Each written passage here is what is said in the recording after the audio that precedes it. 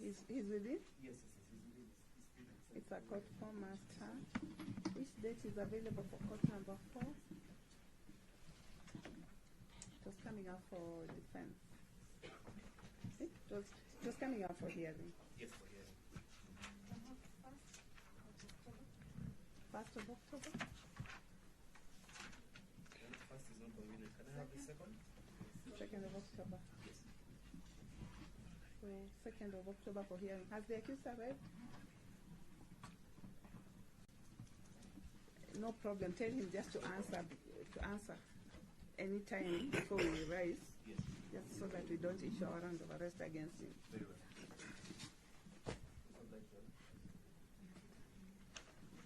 We are ready with the pleas now? Are we through with the call over? With the kind permission, Your Honor. So the matter which was brought before you for plea taking yesterday, and before miscellaneous application had been closed. And, Is it coming up for mention today? Or yes, where is it coming up? Wilfred. If it's part of the plea, we'll come to it. Just, Okay. I can see senior counsel. Need to give them priority. Yes, Your Honor. Elderly counsel. We've been patiently waiting, but I can see your Honor has been busy throughout dealing Yes, with now I'm various ready files. for you. Which matter do you have? Your Honor, we are taking a plea relating to one Jimmy Wanjigi. I understand he is downstairs. I have no idea why it is taking so long to have the plea registered, because obviously without the matter being before Your Honor, then Your Honor will be handicapped in dealing with that. I don't think it's one of the files I have. I've seen the files for plea. Yes. We don't seem to have such a name ready. Yes. So until it's brought up to court, One plea. This, off record. this is your court, Your Honor. So Your Honor can give instructions and directions for the file to be brought here, for the plea to be registered. You are told 9 o'clock, we've been here. You are told it's here. He has been brought to court. No, we are told to be here at 9. At 9. Yes. Okay. You can actually confirm I was with him downstairs. Because I And- have only 4 months. And Senior Counsel Kalonzo Musyoka has actually been downstairs there trying to persuade them. And the client is. We haven't finished with them. Your Honor, with your kind permission, there's also a file we have for Mr. Menke, 10/12 of 2019. It's for hearing. It wasn't here before. I don't know whether the George Patrick Macharia, Isaac Wanyoike, Veronica Katere, George Murasha, George absent, Patrick Macharia, present, Isaac Wanyoike, present, Veronica Katere. Seems it's not my fault. Who is not present? Yona is present. George, They are all present. Your Honor, in that matter, Menke is my name for the accused persons. Mr. Kiwinga is on record watching brief for the complainant. Your Honor, the same was coming up for hearing. And on our part, we are in proceed. Prosecution.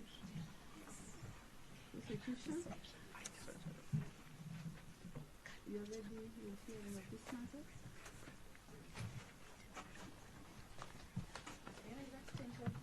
10/12 of 2019. Police file is 162/21, 2019.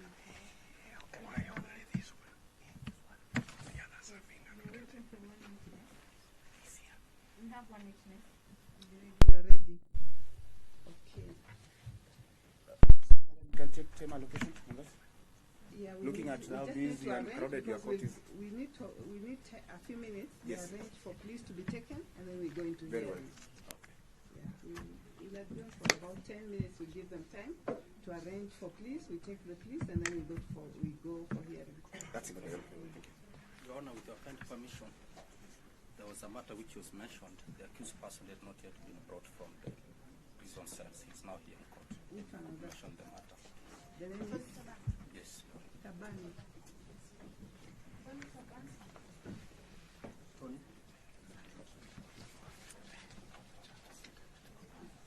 Your Honor, in the matter, my name is Hamisi, for the accused person. Mr. Hamisi Mzari, for the accused person.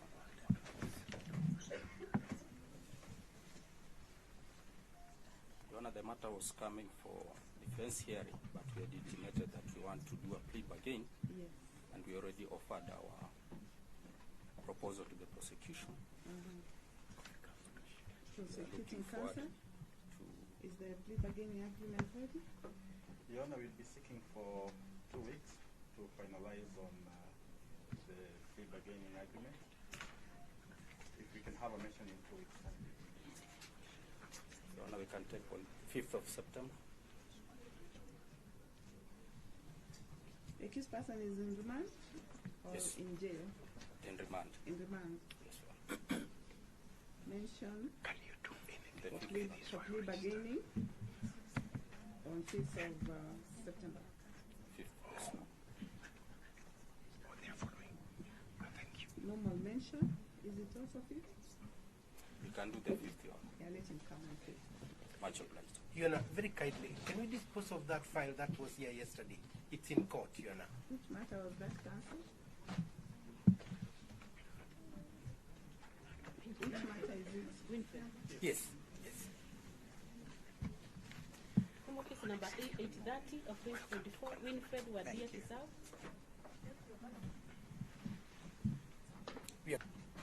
This is a matter that we wish to address you on because this court was a victim of very serious misrepresentation. Yesterday, Your Honor, our Counsel, if I can just get your name, please, Wandugi is my Wandugi, name, Your Honor, appearing with accused. Mr. Wainaina. alongside Mr. Wainaina. Yes, Your Honor.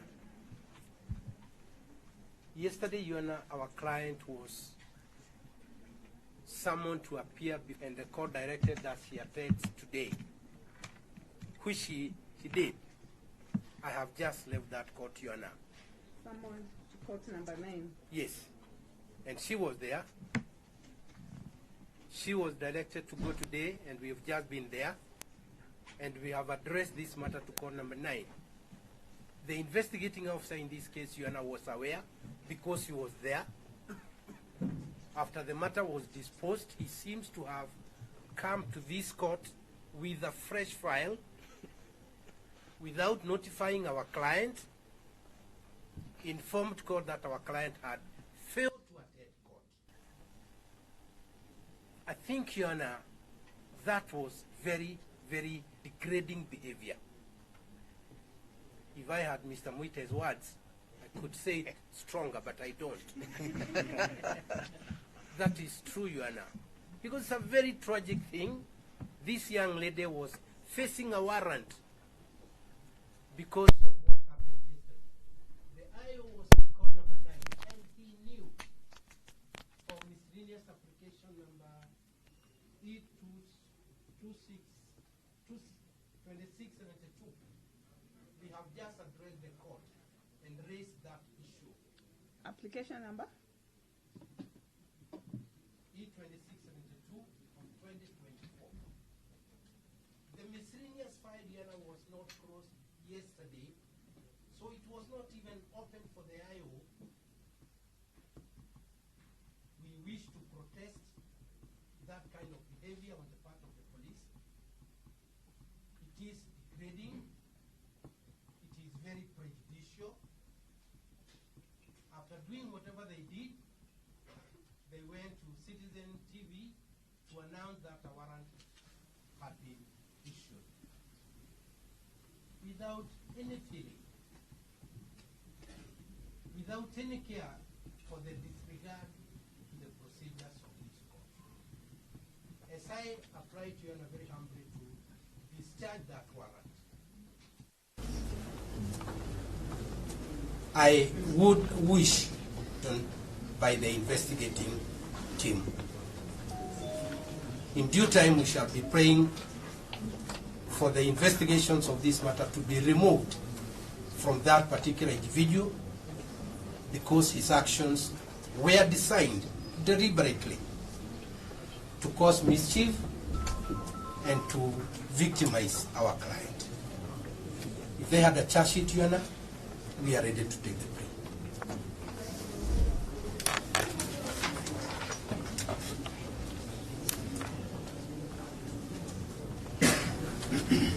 The miscellaneous file has been closed, Your Honor, this morning. Prosecuting counsel, if you wish to say anything? You can place it aside for a few minutes to get a file from the office. Be ready with the charge sheet.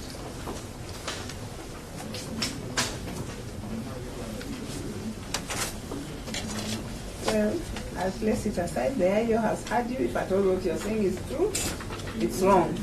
If at all what you're saying is true. It is. Because they needed to have finished with the miscellaneous application for the court to make its decision, and then from there they can decide whether the accused is to be charged or not. We agree. Yeah, it's already on record in the other court. Wherever he is, I'm sure he has heard you. We'll place aside this matter. We'll come back. Thank you so much. Yes, as we'll be going through the case, we'll also go through this one. We need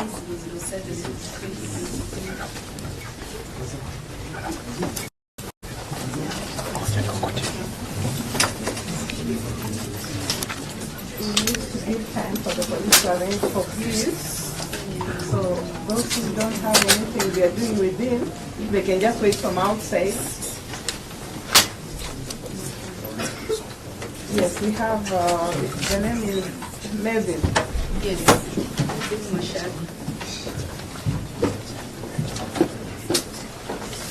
was coming up for settlement. Yeah, the bank representative was to confirm. The prosecution had asked that we place aside. And then the bank representative trying to quickly come out. Or what day?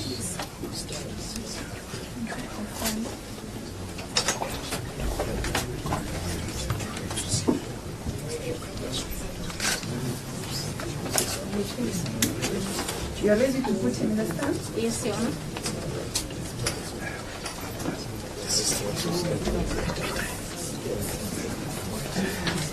We've taken over our business box.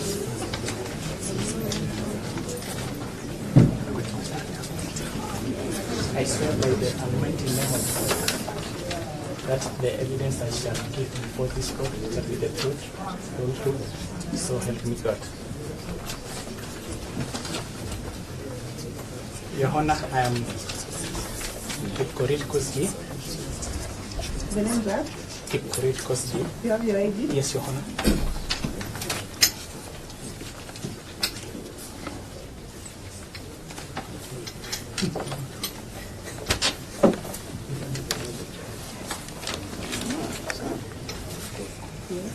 I am an employee of Family Bank Limited, working as a security and investigations manager.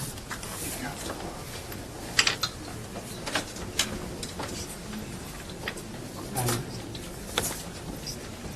based in head office along with the legal street.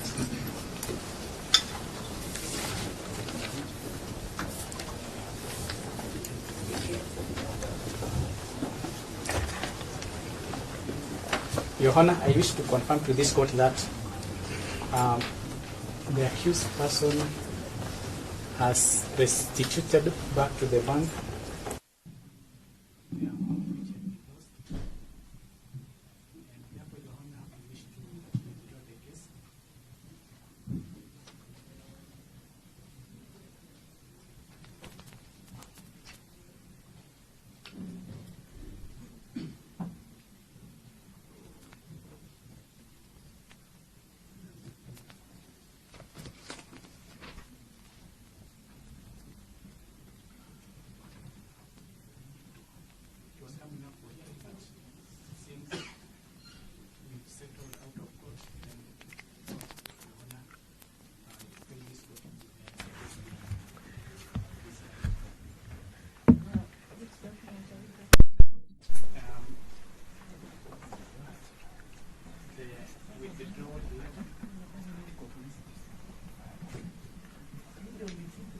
case E007 of 2023.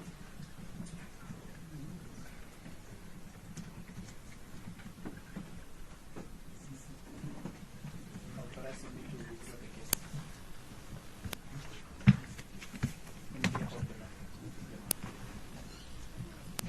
You confirm you have no other claim against the accused?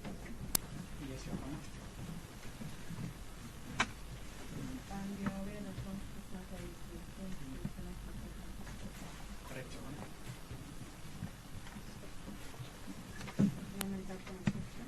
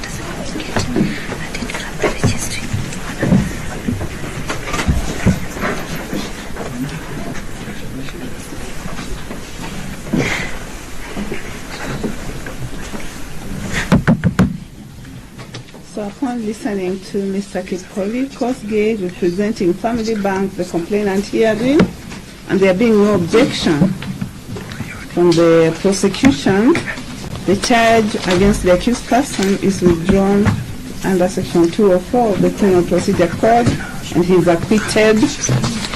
The right of appeal is 14 days. How was he released? Is there a cash bill?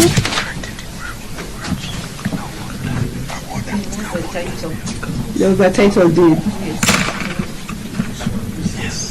So the security, the surety is discharged and the security be returned back.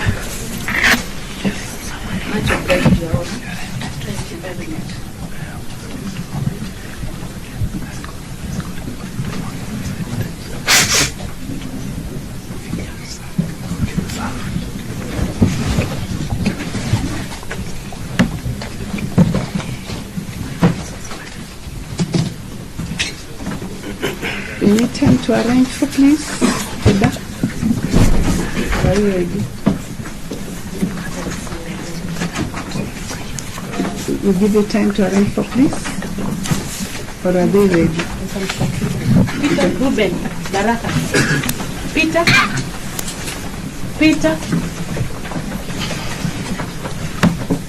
Ruben Baraka. We are not ready. I can see senior counsel seated in the dock. And you need the dock. We are in the same matter. You are in the same matter. Yeah. We are living in dangerous times. We need the dock for the accused persons. I wish, as we wait, I think the next open court is also free. Yeah, so I'm told the file has been registered. The file has now been registered. Now been registered. Okay. That's what I understand from. We'll be waiting for it. Yes. It has not arrived, but it will come to it once it's. Yeah. It's we will wait, Your Honor.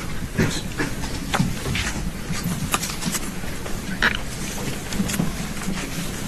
Peter Ruben Baraka. Yes. Causing us bodily harm. Particulars are that on 17th day of August 2024 at around 15 hours at Arraigned around Hall Avenue, Nairobi, Nairobi. One Richard Asemu by twisting him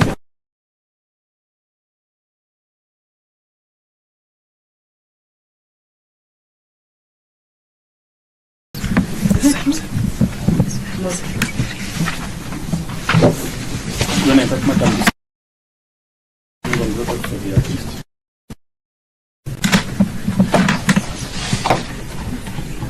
the prosecution opposing bail? The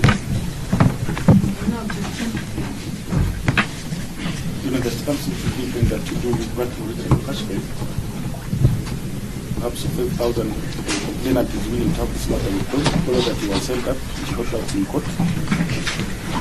I believe on the next trial date, we shall be having this matter taken out.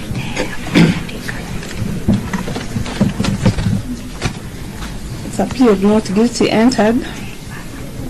Pre-trial.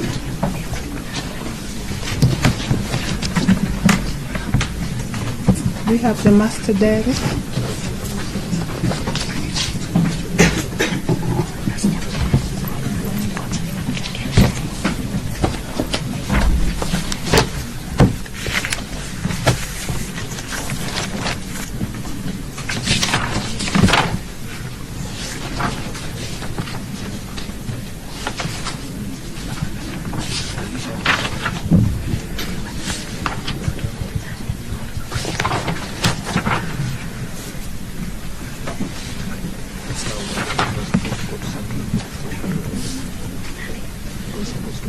Pre-trial will be on 3rd of September. Before this court, there is no objection to bail. Accused may be released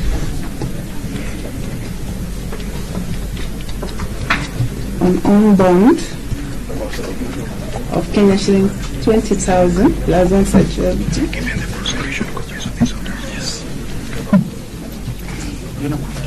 Or cash bail, Kenya shillings 15,000 plus one contact person. Prosecution to supply the defense copies of all documents to be used at the trial.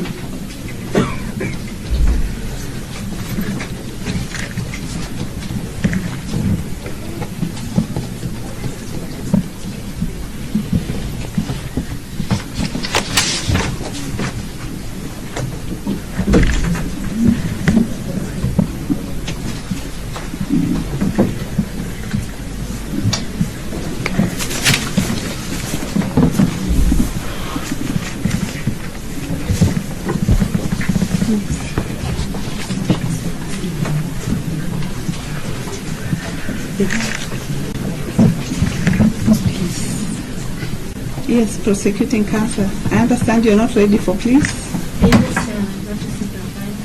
You've not received your files. How much time do you need? 10 minutes. 10 minutes. 10 minutes. So we come back at 11 to proceed on with the pleas.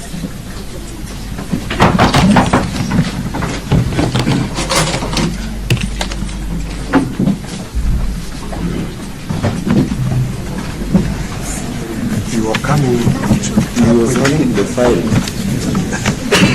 For which? He was holding the file. He was holding the file. Okay. Let me call you on a second.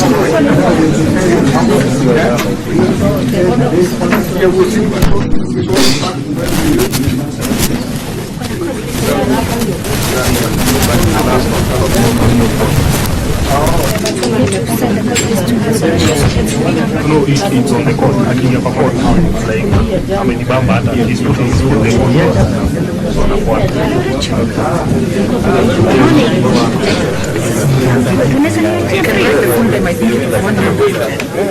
What a date was on about. Is it the last one?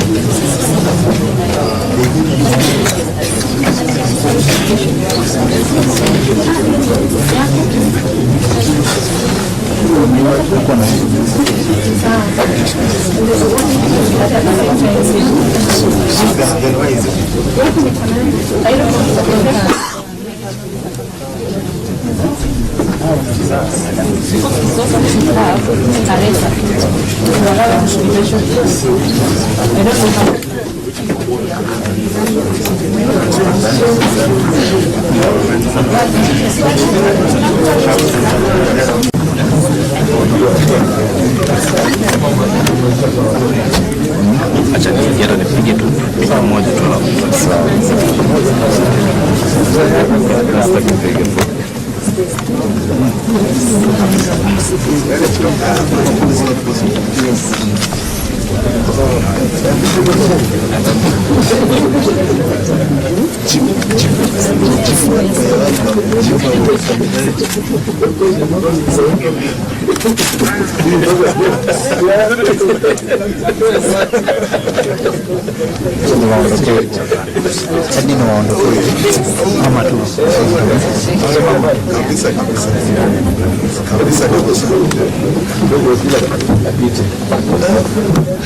Unajua yani senior counsel.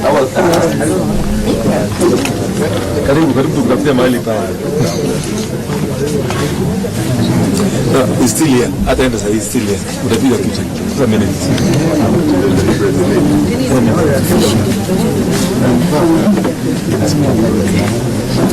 Sasa kwa namba.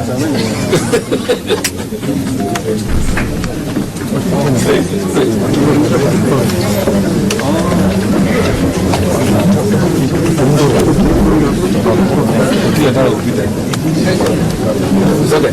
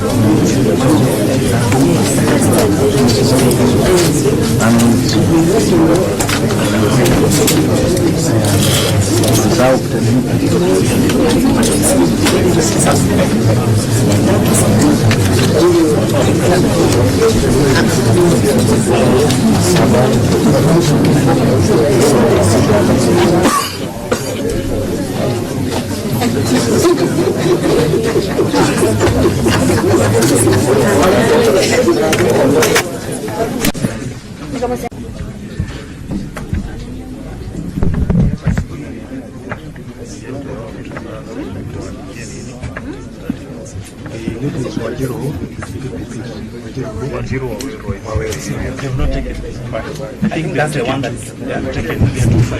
Yes, but I think this is the one that is already in the court file. No, it's not. The one I've seen is the one which has been taken. But she has two files. It's in the court file somewhere there. So that just confirm. Yeah, just confirm.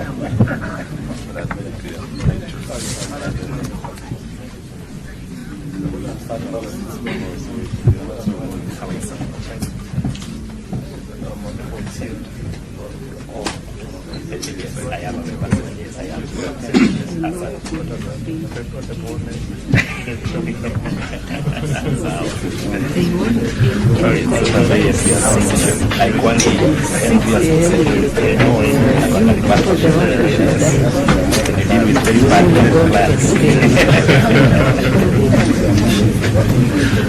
I just follow what you even the shares that we she has this. I don't see.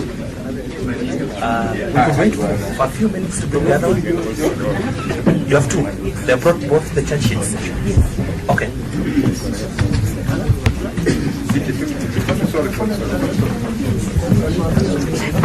Milimani. Present.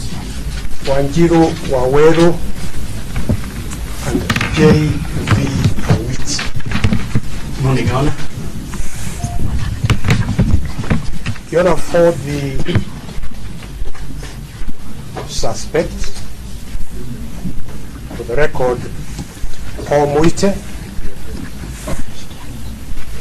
Senior Counsel Kalonzo Musyoka, whose brief I own. As the Honor will recollect, he was here. The Honorable Mother Karua, Senior Counsel, Dr. John Hamino, I'm here, Your Honor. Mr. Gad Awoda, Mr. Nelson Osiemo, Present, Your Honor. Owiso, Doctor. Present. Dr. Kuru Aukot, the Honorable Eugene Wamalwa,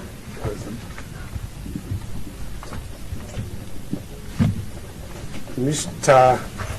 Wajakoya, Henry Karauka, Lemes Bashir, who is present.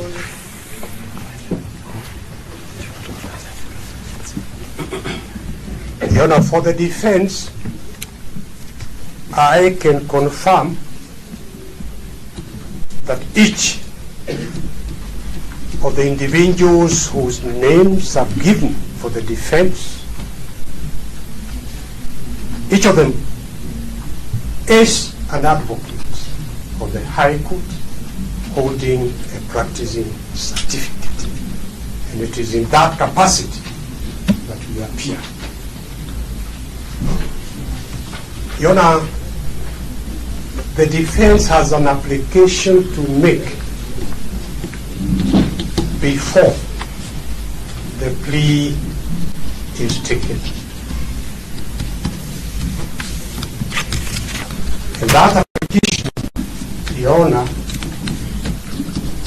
is that we apply for the taking of the plea to be postponed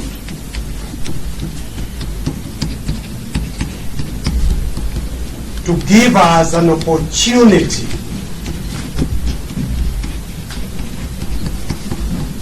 to challenge in the High Court the bringing of these charges, for the reason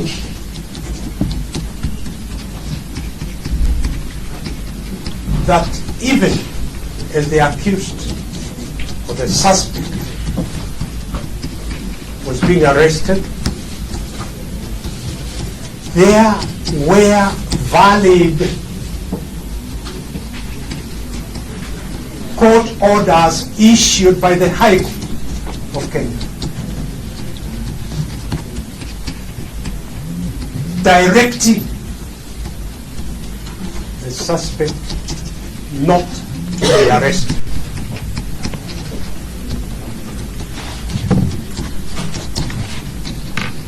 So, Your Honor, we wish to raise the issue of contempt of court.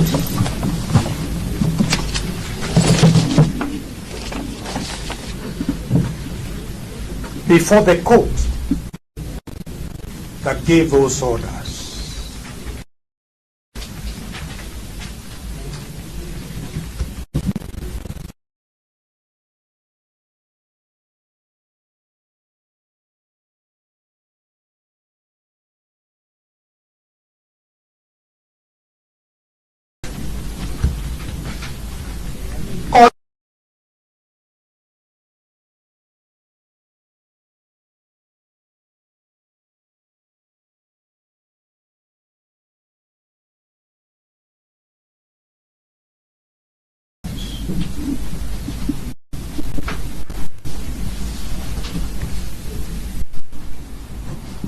So we have solid basis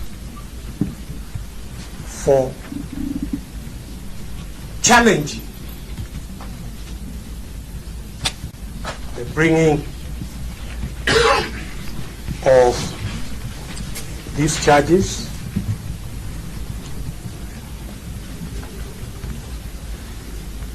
And Your Honor, it is our submission that this honorable court, in order to promote respect for the administration of justice, will indeed accord an opportunity where the issue of contempt of court orders is raised for the accused or the proposed accused to make that challenge before the High Court. Your Honor, let me clarify. There were two sets of orders issued by the High Court. First, there were orders issued that the accused should not be arrested.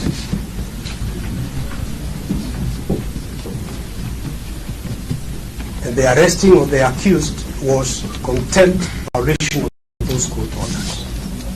If you can hand over the orders.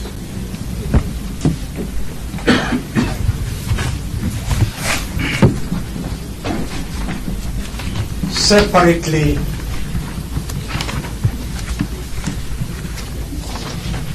Your Honor, that is a copy of the court order.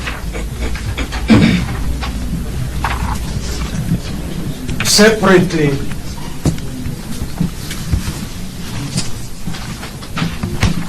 Your Honor, there were orders issued by the High Court for the return of the guns confiscated from Jimmy Wanjigi, which were licensed, he had a valid certificate to hold the guns, and the orders of the High Court were for the return of, there were orders issued by the High Court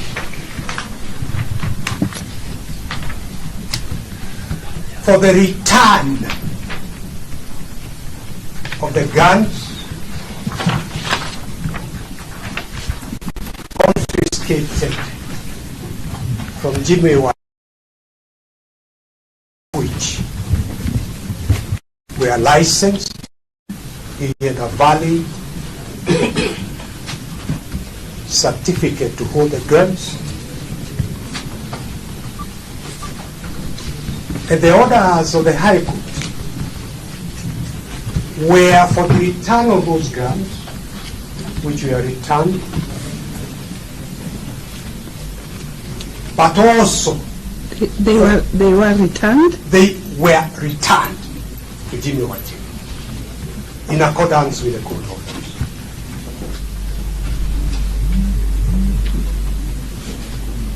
But the further court order was for a reinstatement of the certificate to hold those firearms. You've handed over these copies. All those copies of the court orders are there, Your Honor. So the guns were returned. The further court orders were for reinstatement of the firearms certificate. The firearms are specified, set out in the order of the court. So, Your Honor, perhaps in an attempt to get around the court orders not to arrest Jimmy Wanjigi, we learned that despite the clear provisions of Article 47 of the Constitution, fair administrative action,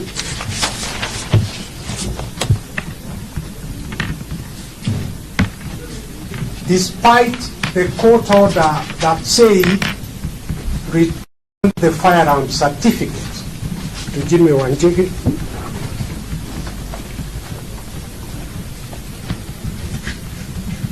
the police decided, without any notice of any kind to Jimmy Wanjigi, to cancel the firearm certificate in order to charge him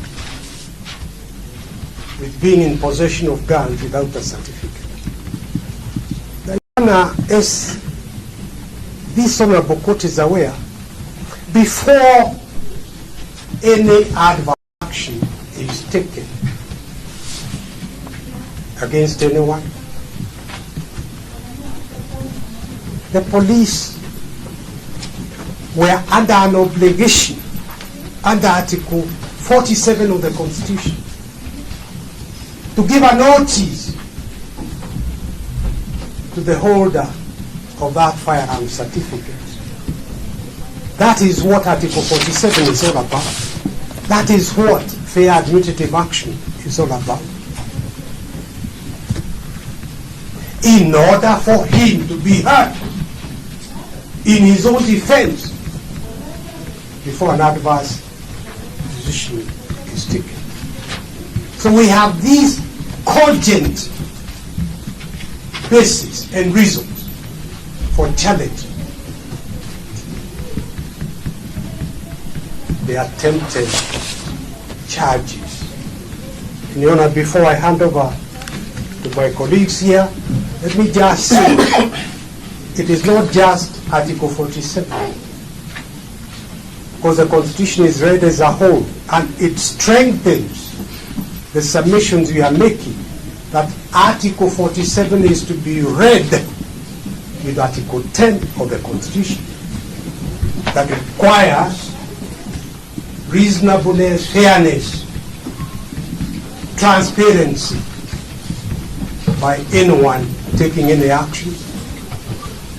And of course, Article 2 that holds everyone subject to the Constitution and requires everyone to act in accordance with the Constitution. You know, we need to keep reminding ourselves of the transformative nature. We need to keep reminding ourselves of the transformative nature of the 2010 Constitution. It's not by accident. It was deliberate. That Article 1 is about the sovereignty of the people of Kenya.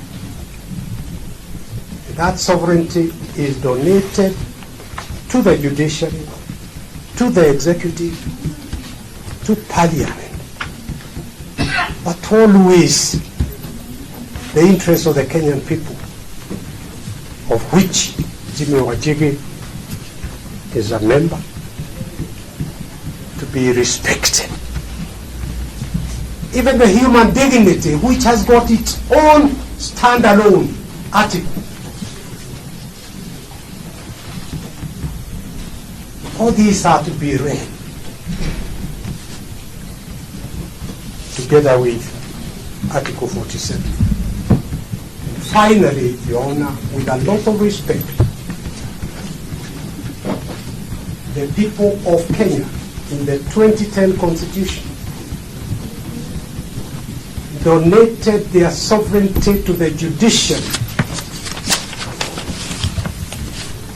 and charged the judiciary with the responsibility of ensuring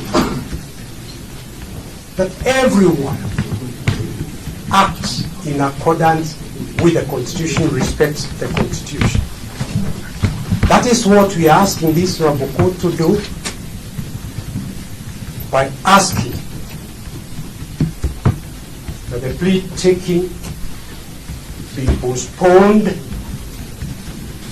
for at least 4 weeks in order for the accused to go back to the High Court to draw the attention of the High Court that its orders have been violated by the police and that the police are acting in contempt of the court orders. I believe Willis will address the court. I thank you.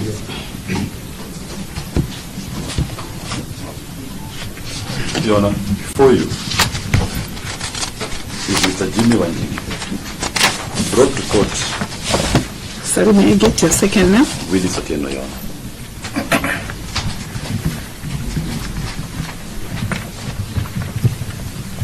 Yes. Your Honor, before you is Mr. Jimmy Wanjigi, brought to court in handcuffs at the behest of the state, and they are seeking to invite you to admit a charge and invite him to take a plea on those charges. Your Honor, you are a court of law, a court that respects the authority of its own processes and the authority and orders of other courts within the Republic of Kenya.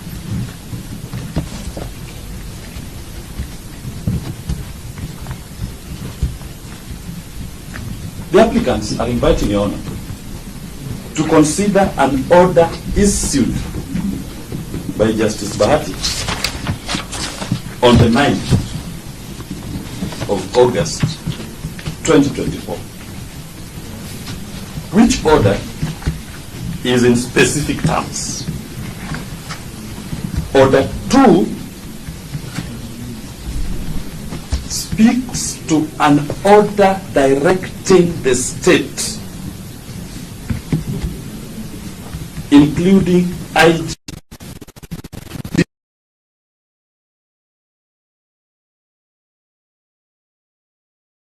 servants, their agents,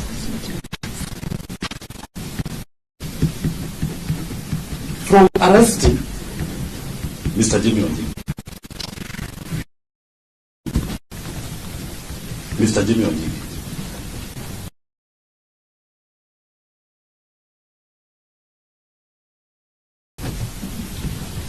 The learned judge specifies, if by any chance you are detaining, you have arrested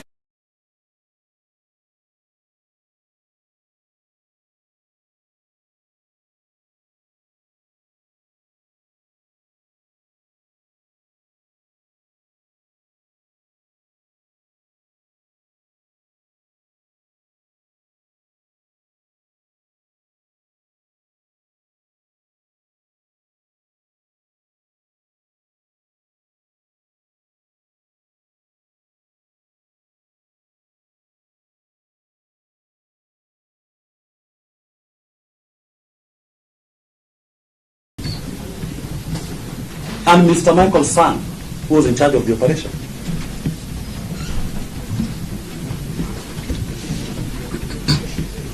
Against?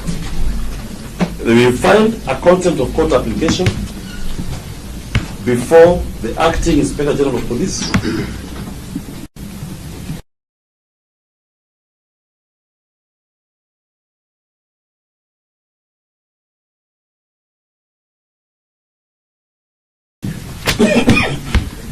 He has brought to court his badge of honor as a disobeyer of court orders. He's brought into court to show the court that orders don't matter.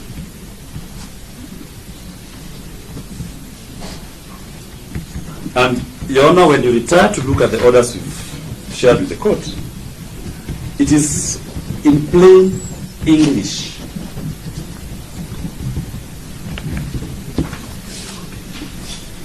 It is in plain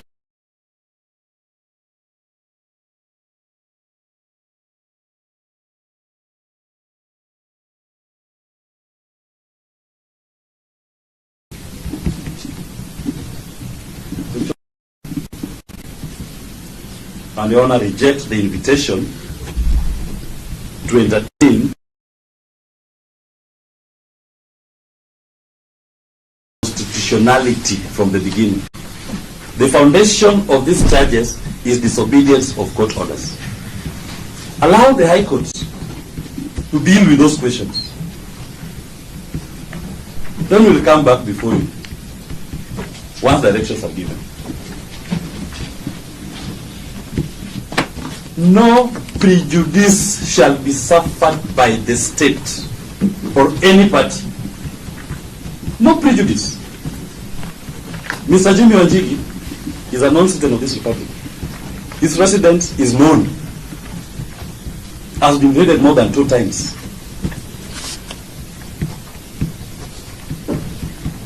It's the raiding spot for the respondents when they are bored. So they can always find it. The 4 weeks deferment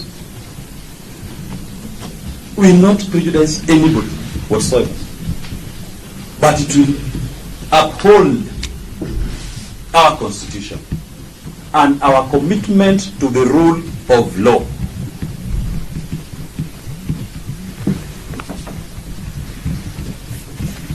second point, as I conclude, Your Honor, why we urge for deferment of the police. The issue of ownership of firearms by Mr. Jimmy Wanjigi was litigated before the High Court in petition 520 of 2017.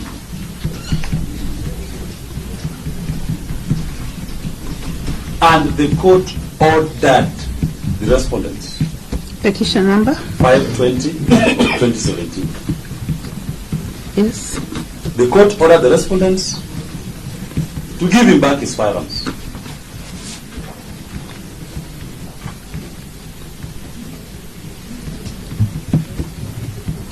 Your Honor, 3 years after the orders of the court,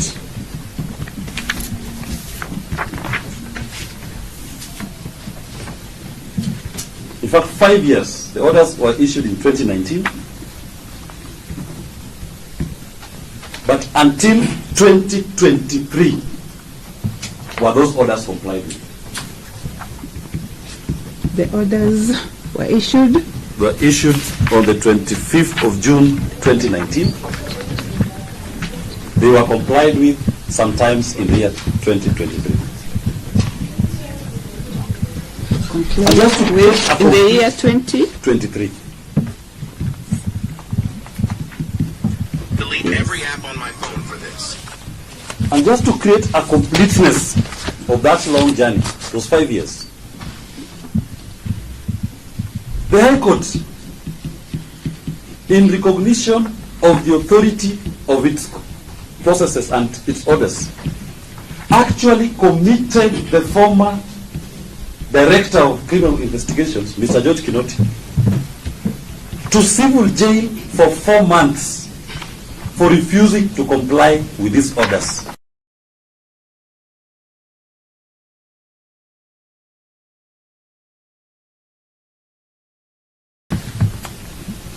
So the respondents have a history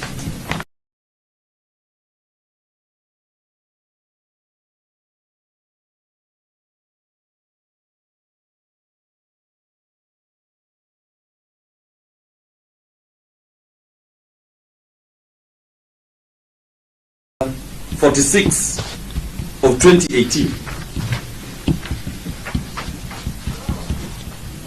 which looked into the propriety of Mr. Jimmy Wanjigi to hold a firearms certificate.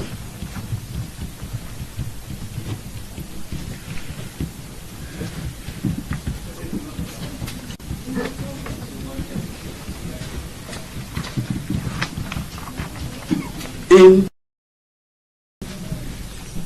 a decree issued on the 23rd of January 2019,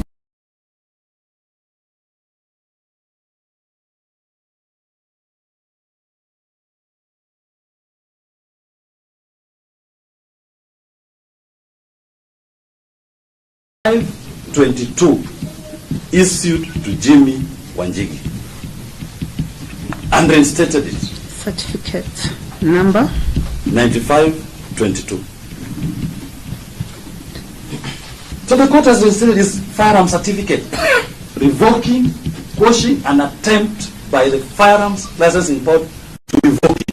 Quashed, told, finished. Then Mr. Jimmy Wanjigi starts following up with the DCI to get back the firearms. Following up with the Firearms Licensing Board to get the licenses. In contempt of the court order in JR number 46, the Firearms Licensing Board is saying, who are you, High Court? You've quashed that letter. We'll validate another letter and revoke the same certificate. You think you know us? You don't know us. We'll show you who we are. You finish with the court, we'll start afresh. That's what they're doing to you. Contempt of court. Just repeat that. they decide to ignore the court orders issued and decide that you've revoked our letter you've quashed our letter revoking Jimmy's certificate, fine. We will revoke it again. And they proceed to revoke it again. In contempt of court, they are telling the court, you think you know us. We have many tricks up our sleeves. You revoke this one, we issue another letter. We inform even verbally that we've revoked again. That's contempt of court. And Your Honor, for good measure, we filed an application for contempt of court in JR number 46 against the chairman and the members of the Firearms Licensing Board. They are treating this court with disdain. That's JR number 46 of 2018. We filed an application for contempt this morning. And that board is the complainant in the proposed charges. That board that participated in the High Court proceedings, JR 46, they are the respondents. They have now become the complainants and are asking the court to prosecute Mr. Wanjigi. How ridiculous. They have not complied fully with the orders issued by the court. Now they are seeking to revoke again the license, the certificate, and saying now the guns that we had licensed on your certificate, you are holding them illegally. You should take plea for possession of firearms. And as my senior says, no notice, no invitation, no meeting. Those are questions we want the High Court to address. Let the High Court assert itself on if it gives an order, a person can decide to be clever by a half, by doing something to countermand those orders, not to facilitate the enjoyment of the orders.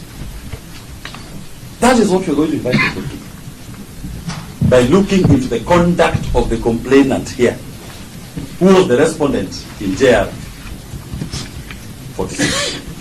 That is the injustice being meted against Mr. Wanjigi. We don't allow this court to be dragged into the act of disobedience, disregard, dishonor, the rupture of our constitution that the respondents do every day. That is their stock in trade. To them, court orders are inconveniences to be obeyed, to be complied with, as and when the thing fits their daily bread or their daily need. Not to put order in the society and to anchor the rule of law as part of our democracy. Take that invitation. This court is the citadel of justice, and Lady Justice does not entertain judicial malingerers. We have judicial malingerers before this court. They need to be taken to the appropriate forum to be punished. Punished to assert the authority of the court, and it becomes a lesson going forward, that when the court speaks, we all put our fingers down and listen and bow in honor. That is the invitation. The final point is in regard to the second accused, the second proposed accused person.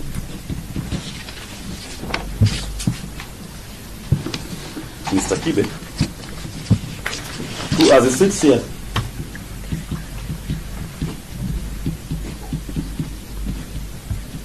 they've committed the worst acts of torture that can only be done in a police station. And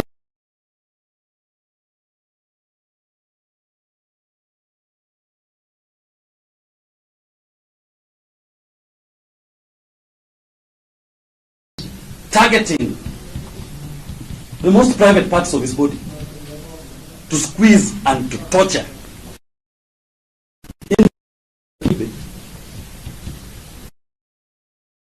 And the court can take note of that. Should order should be taken to hospital.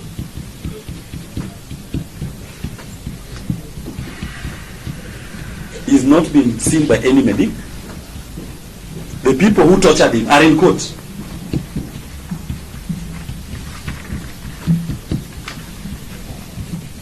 His offense to the Jimmy's aid.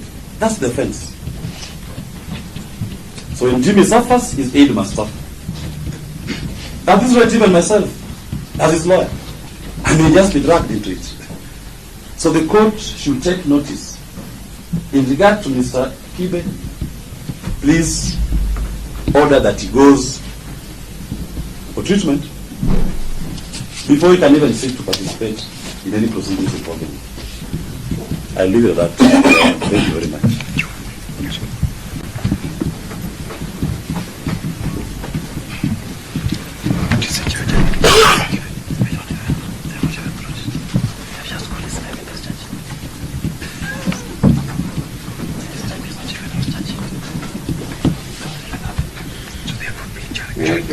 Yes, Mr. May I make the following remark to you respectfully. I associate myself fully with the able submissions of my learned friend, Senior Counsel Paul.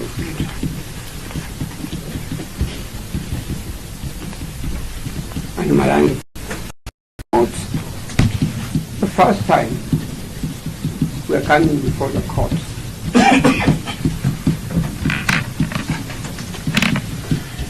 Because of abuses lost by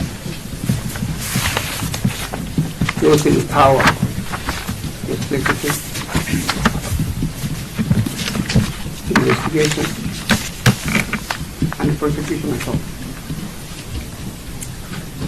It is a Christian hymn that you have been singing for the past 60 years.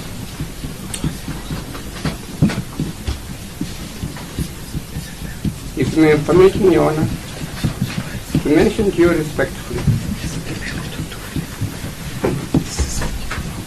what has happened to Jimmy Wanjigi is precisely what happened to his father. His father.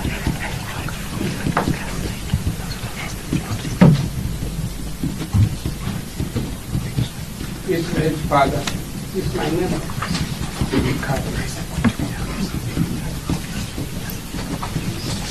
And I recall one day, I woke up very early in the morning because I was required to go to court in the court of appeal.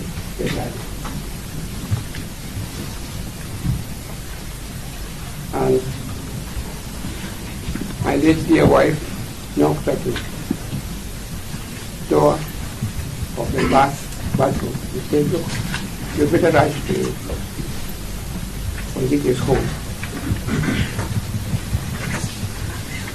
The general police have invaded the home. I rushed there, half naked.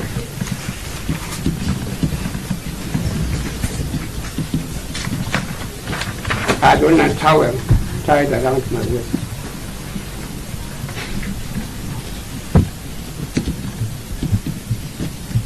They were harassing the family for upholding the rule of law, for upholding human rights.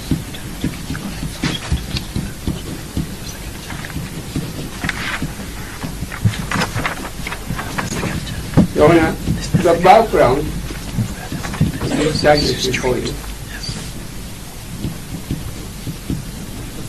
as my learned friends have carefully pointed out here,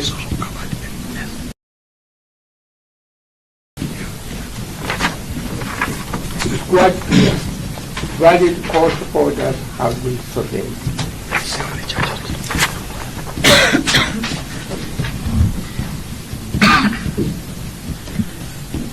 When you were at the police station yesterday, in the Office of Investigation, we were in a tiny room.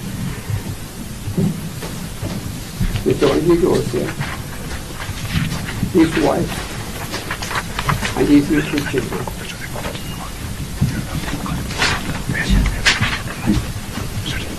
The main reason why we had gone to that police station had nothing to do with the gun offenses at all. Absolutely nothing. Absolutely nothing.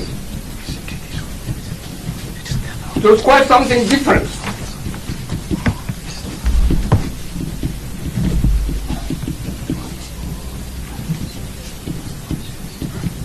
And my friend is Otieno, Willis Otieno, was able to give the background of the matter. And we convinced the senior officer was investigating the matter. They shook hands that will come another day. Out of nowhere,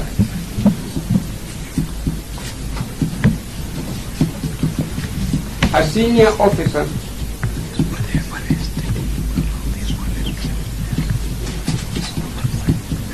came to forefront. What's the name of the police officer? Investigation officer? Son, Mr. Son. He was reluctant even to give his name. That's why Martin Michael came out with a story about guns. It was clearly an afterthought. And it was clear that they were trying to find a way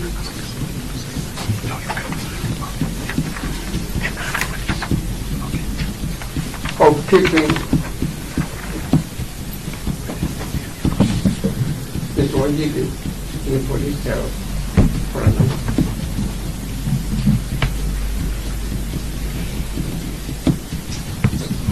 Your Honor, what I observed most objectively and the contract administration of justice. Mr. Wanjigi was handcuffed in the presence of his little children, in the presence of his wife, clearly trying to demean Mr. Wanjigi as head of the family.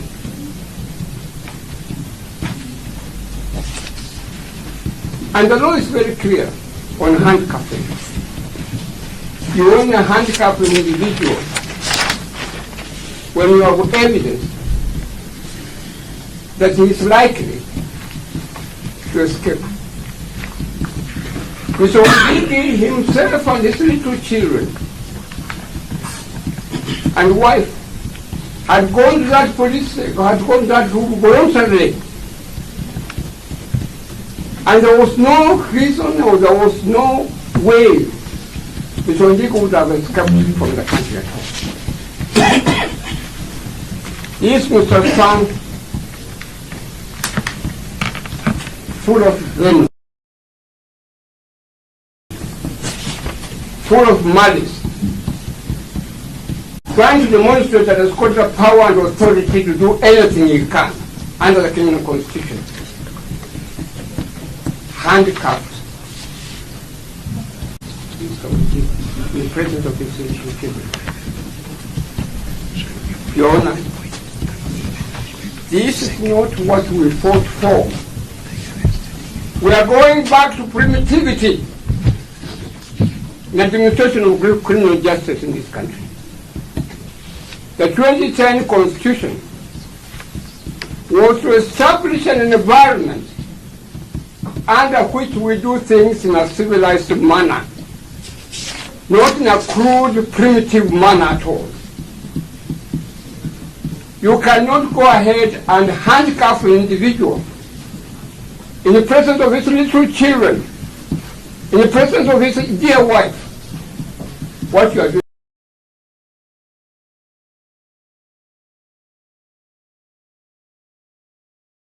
is wrong, and that must be condemned.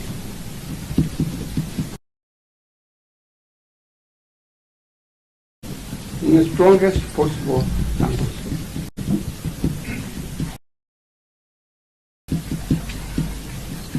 Your Honor, may I remind you very respectfully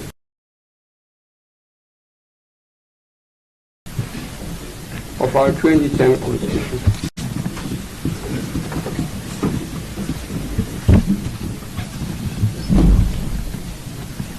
We have items in our 2010 Constitution which are dear to the public.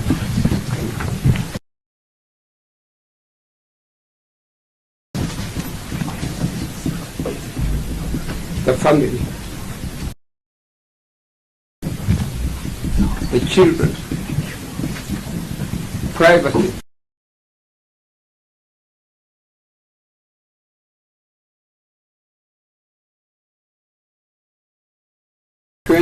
Constitution.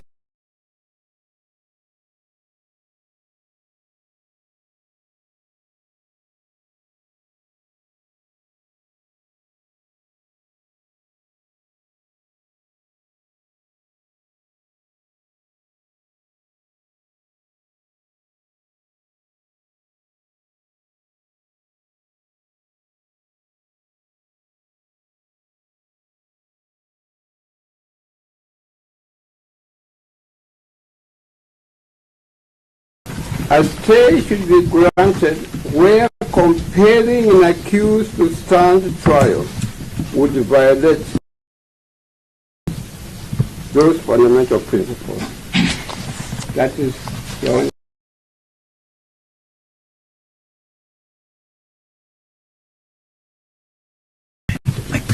Is illegalities have been committed. There have been constitutional violations. That is an abuse. That would be ridiculous. May I continue to read your Honor?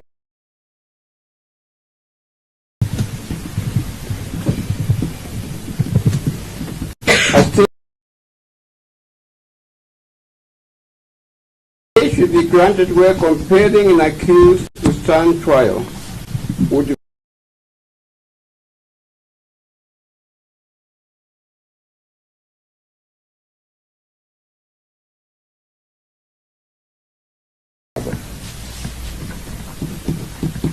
a few weeks ago.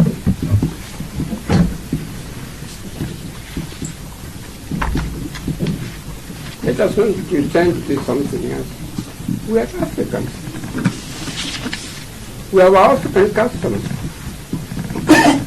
We have our own culture, which we respect. A person losing a father, Your Honor, is a great blow to the family.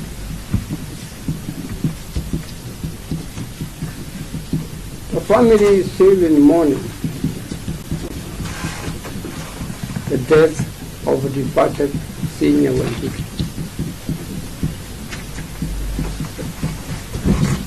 Mama has been affected badly in health.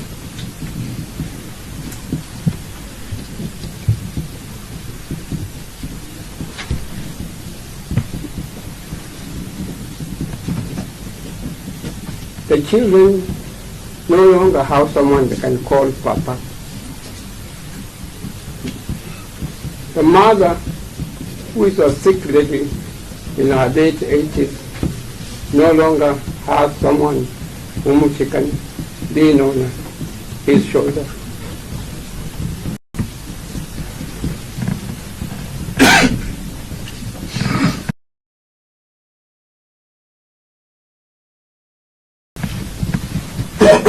Your Honor, as a common sense demand that an African government should take this into account.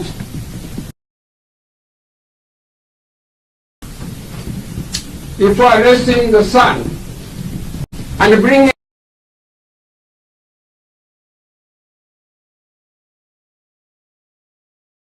the DPP a proviso that before he can charge an individual, he is at liberty to take other circumstances into account.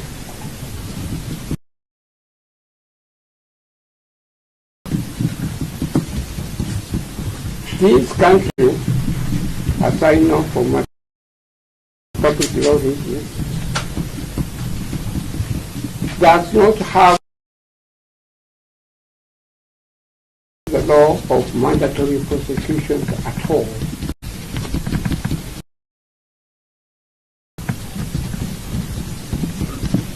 Just a We minute, do not Council. have it.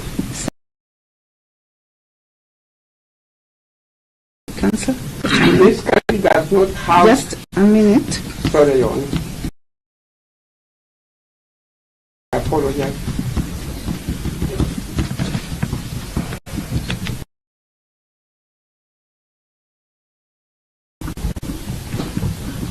Would you rush to court immediately when you still mourning the death of his father? One was given a livelihood, shelter, education, and etc.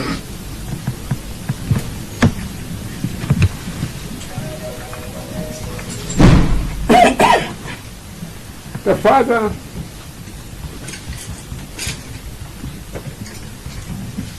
Wanjigi,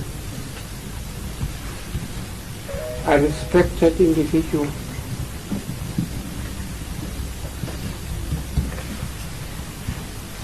a man whose home I could freely enter and talk to him without notice, and he could freely enter my home and talk to my home without notice.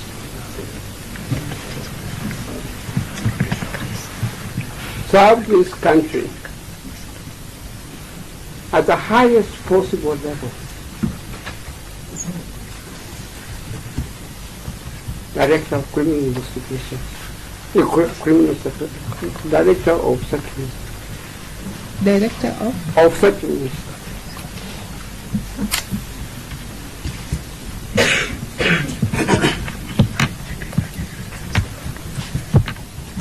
At one time he was the chairman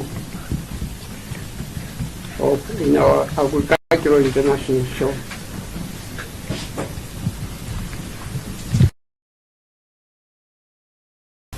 A renowned politician.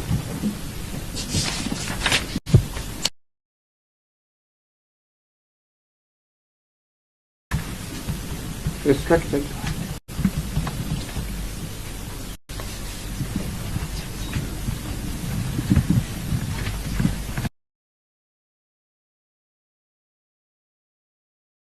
Member of Parliament for Kamkunji, a cabinet minister, respected.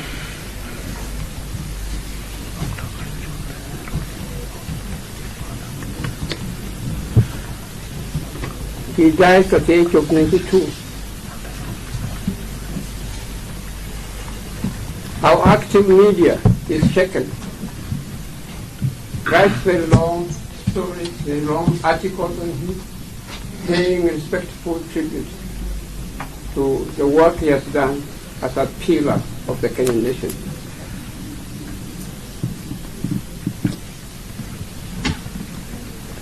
No single word of condolence to the family from the highest office. You want to be kind enough to write that down. No single word of condolence from the highest office.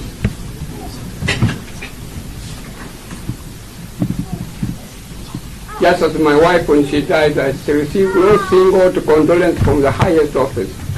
A poor woman who had worked for the nation very hard. I'm saying these things to demonstrate, Your Honor, that the charges before you are not brought in good faith at all.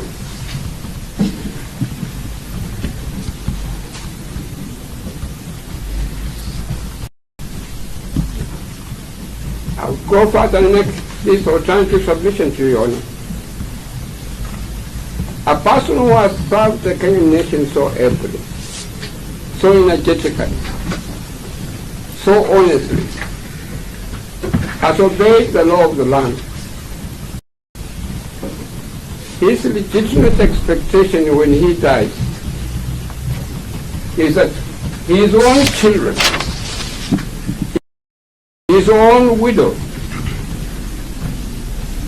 would be treated fairly legally, given respect as he has tried to uphold the rule of law in the country.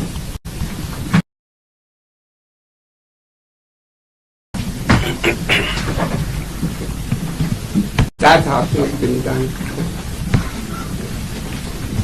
Donna, if I may now continue.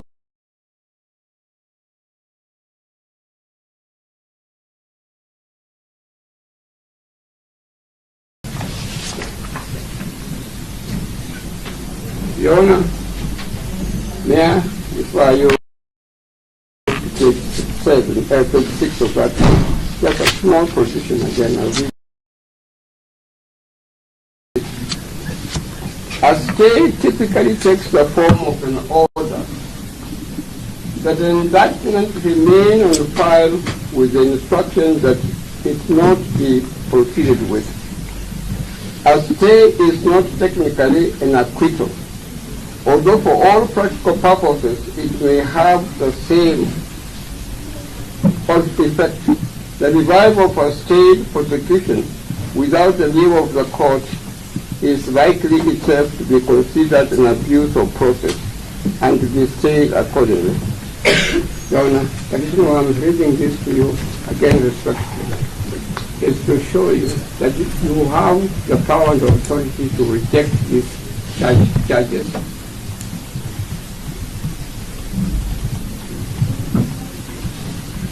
On the other hand, you have the power and authority to order a stay. And that will be the end of the matter.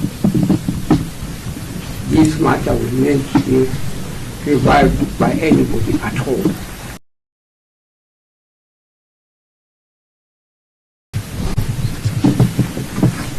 Finally, Your Honor, I would refer you to another important aspect. And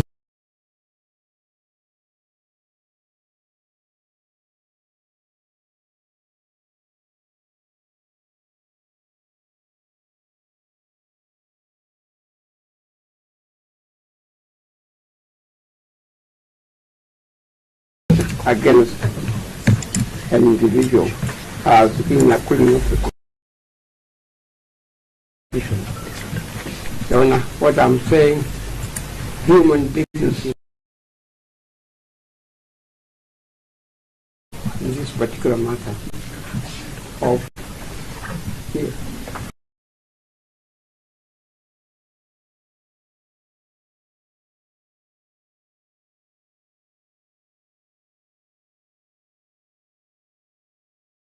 The title of it sums up what I would like to say to you.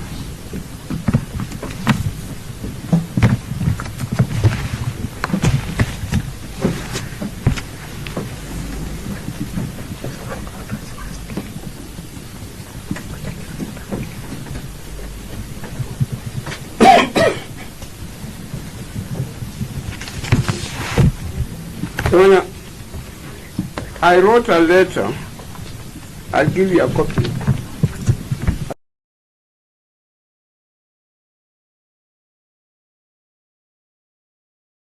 Which take too much of your time. I've seen that your court is a lot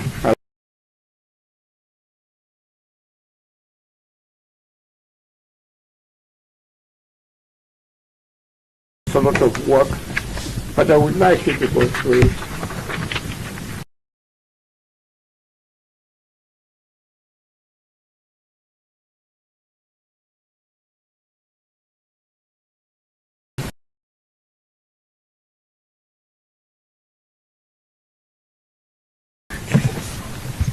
We have forces in the country.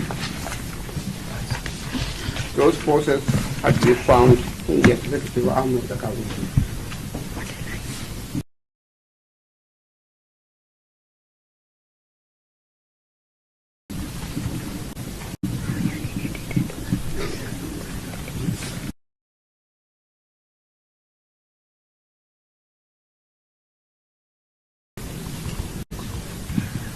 some second-rate politicians.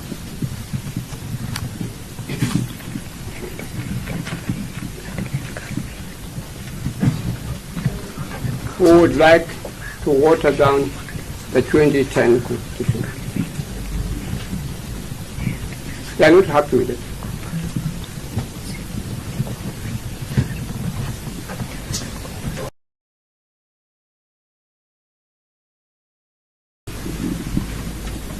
Can only be upheld and continue to be in existence faithfully and firmly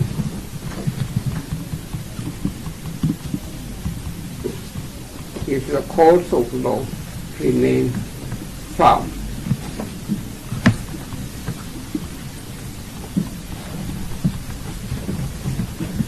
Boldly firm.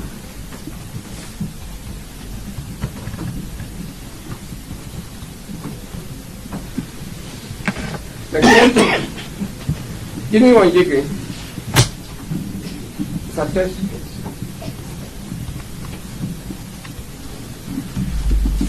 What has he has gone through is a test case.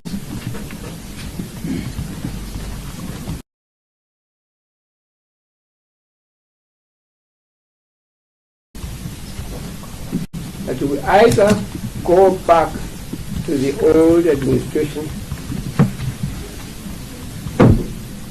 when President Moi was in power, when we were harassed, thrown into detentions, we had extrajudicial killings, and etc.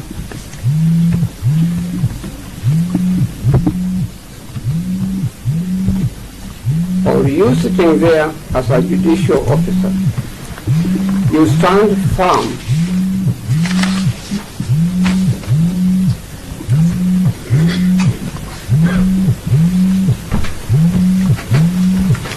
so that the executive does not take you for granted.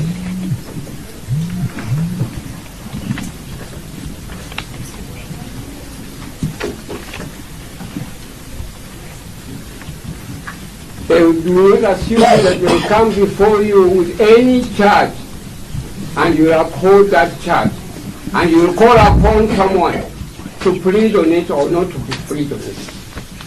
You will say to them, no. Given this background, I'm throwing out these charges. Given this background, I'm making an order for a stay.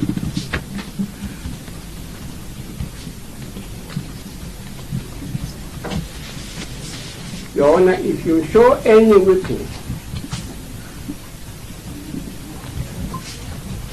that you will allow anything that the prosecution brings before you,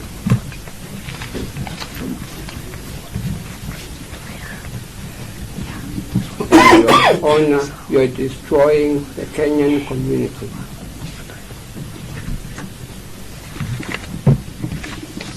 And the posterity in the Kenyan nation will blame you.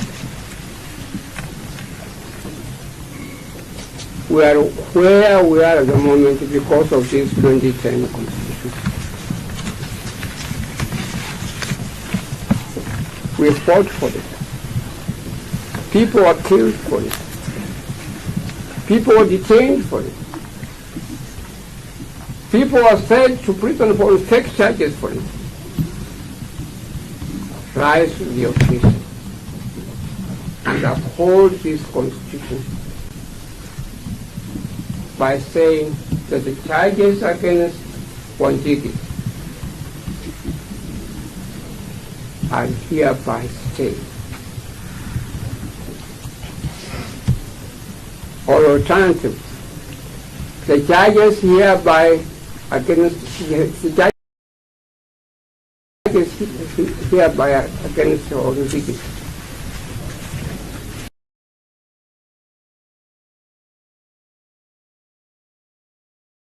are thrown out into the dustbin.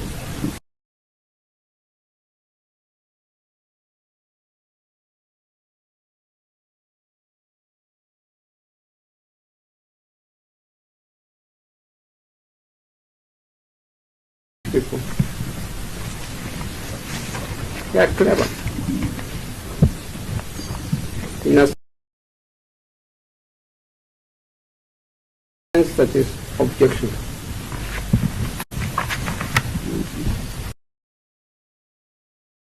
Hearing a voice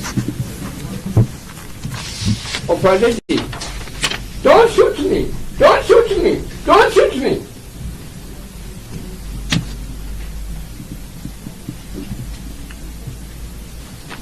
The law of proportionality in arresting individuals.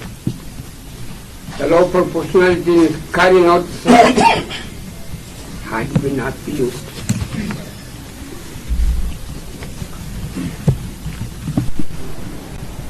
You send 40 askaris to the home that has been aggrieved that he has lost his father, his head of the family, to look into something ridiculous.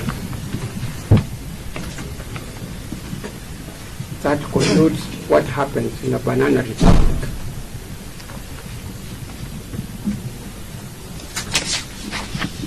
You have to sort out everybody to carry out searches when you know there's nothing there and you come up with nothing. Ridiculous dishonesty. No wonder that I heard the voice of Wanjigi saying that you have carried out a search here before and you found nothing. And you're going to carry another search, you'll find nothing. Your Honor, may I say all these things happened to Wanjigi, if you may pardon me, because of our own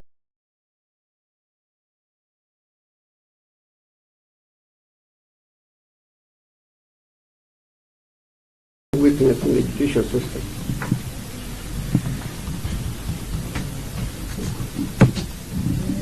Let the judicial system speak the way Lord Denning spoke. Let the judicial system speak.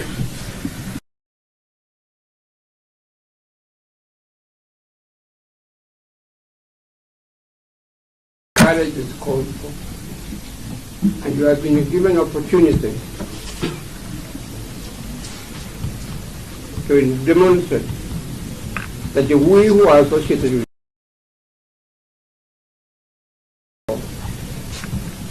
and the bench will exhibit courage and throw out these fake charges. You will uphold them. If you do so, Your Honor, you will be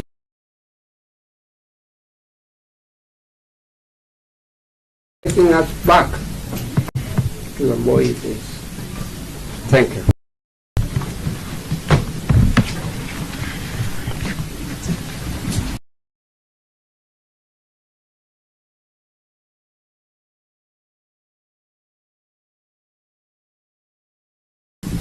With the submissions by both Senior Counsel John Hamenwa and Paul Mwite.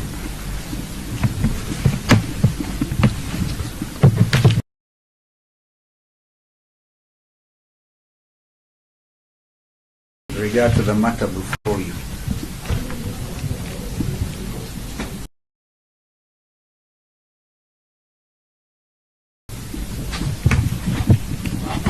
Senior Counsel John Amino, so refreshing to hear. Thank you very much. Thank you. The lady was screamed, "Don't shoot us, don't shoot me," is in this courtroom. She is the wife of Jimmy Wanjigi, and our children are with her.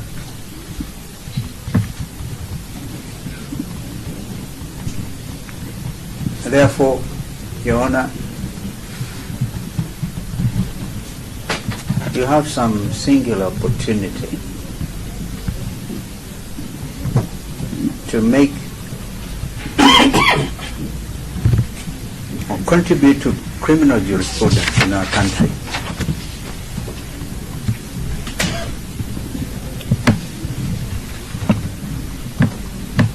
By saying no to impunity, yes to the full application and observance of the rule of law, which is our guiding principle in this country, and the Constitution 2010.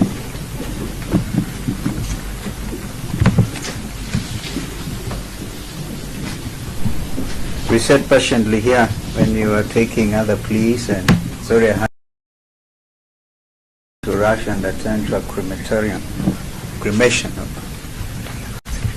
a friend's mother. So I thank Paul for holding brief. I think we have been given a list of counsel who are associated with this matter. It's an impressive list. These are not men and women who are seeking vainglory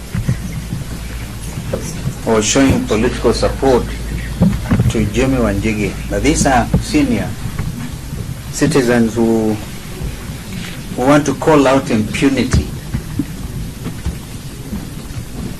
And although some be political leaders like Paul himself or my brother Eugene or Malwa, and I think our sister mother was also on record, but they also are senior, they're also members of the legal fraternity. And if I can quote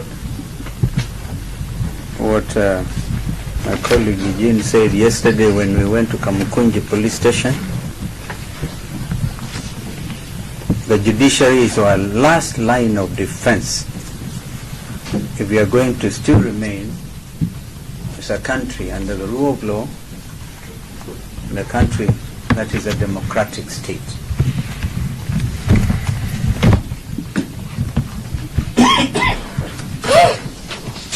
Therefore, we intend to move with speed and call out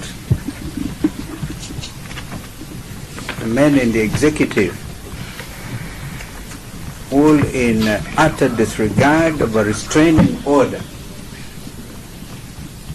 went ahead and abducted.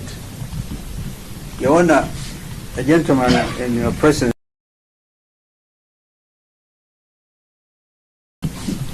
abducted. Your Honor, a gentleman in your presence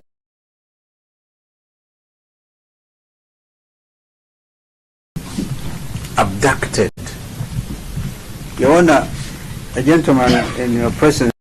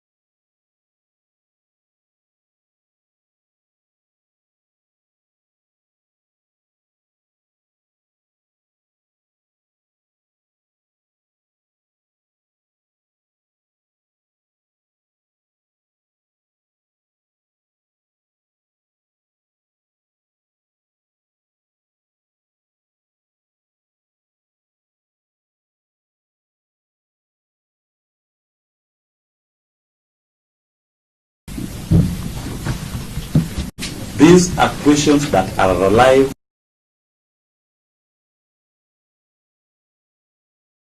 and active in petition 396.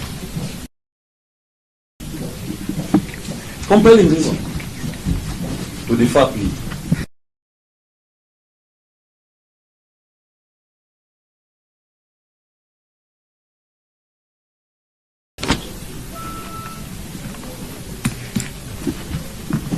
The final point, Your Honor, is even when you will return to consider this submission,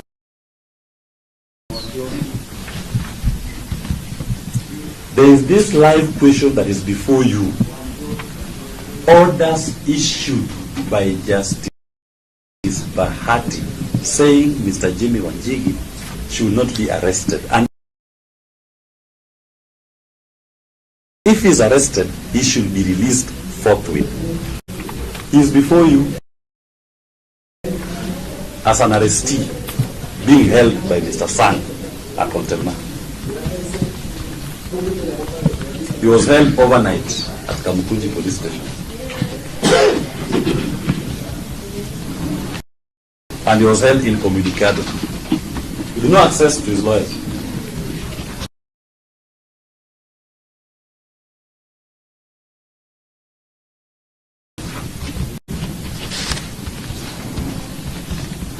This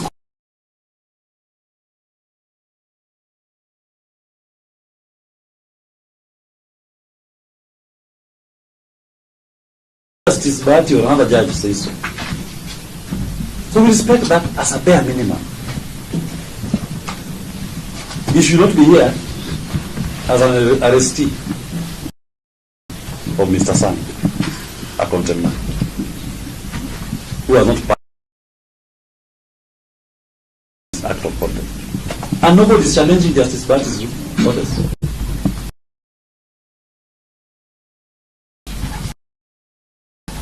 I'm only asking the court to say it for to their hearing.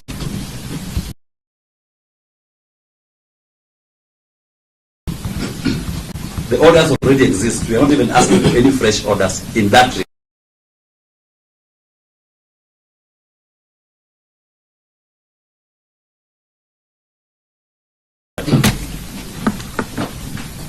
Just tell them, for those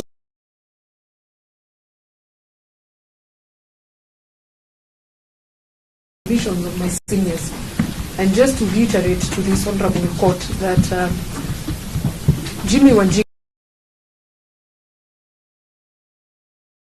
has had these cases before him. My senior has illustrated, but the reason we are here, and I'm sure we want to ask each other, is why in the first place we are here. Court orders are not meant to be dished out just to make people happy. The court is a place where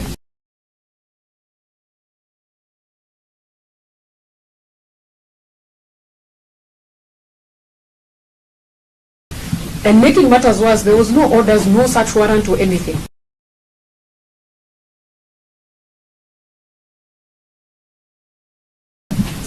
But we complied as law-abiding citizens. The search was done conclusively. As my senior has said, at 5-6 in the morning they're back. But what is interesting is that they come, first of all, to destroy, disconnect electricity and Wi-Fi. If you're doing the right thing, why would you go to such lengths? It is prudent to say that we should not be here today because the court of law, just like today they've presented the two accused persons before this honorable court, how they want their orders and their way to take place. However, they cannot respect orders from another court. The issue of firearms has been addressed prior. It's not something new. So, Your Honor, today we are humbly requesting that the judiciary, through your office, sets a precedent that one arm of government cannot be seen not to respect the rule of law. The 2010 Constitution, we fought for it. We enjoy the rights envisioned here, and justice should not be selective. Inasmuch as we want to respect the rule of law, it goes down to respect court orders. As a judicial officer and as a Kenyan, I humbly request, just like my seniors have said, that this issue be deferred by virtue that their court has already made pronouncements prior. We cannot be doing the same issue every day.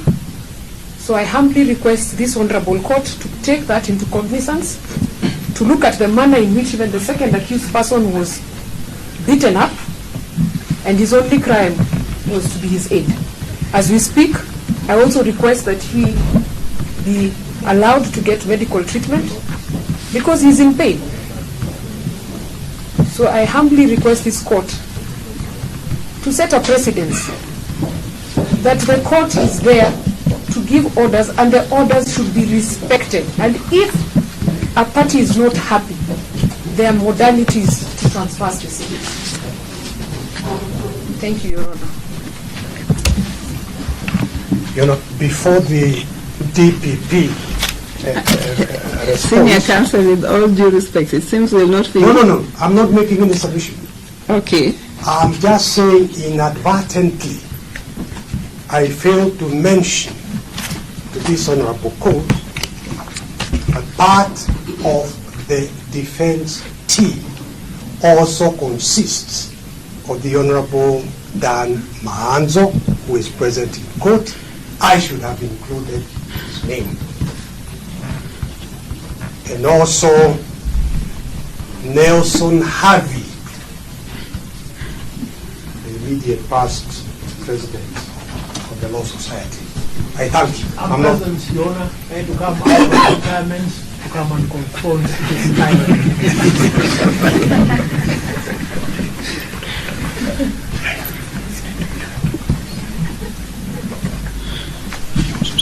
I think they are through. Yes. I'm not sure if any of my colleagues would want to. You have anything you wish to say? Just remind me the name. My name is Wanjigi. I am here on the instructions of the Director of Public Prosecutions. I also have my colleagues who are in the court. I'll start from my learned colleague, Mr. Ndegwa's Mwenda's submission that the prosecution probably need some time to be able to respond to the application this morning. We are grateful for the offer, but I am ready to go right now. Number two, I want to be sure that I understood the nature of the application. And the prayers that we have heard the defense ask for are, number one, that you defer charges, and or number two, that you reject the charges, and or number three, that you stay the charges, and or number four, that you throw those charges into a dustbin. And Your Honor, the reasons for those prayers, Your Honor, I've noticed the court is not writing. Yes. May we know why? Don't worry about that. I've heard you. You've just reiterated what they say. Okay, yes. That's good enough. That's good enough.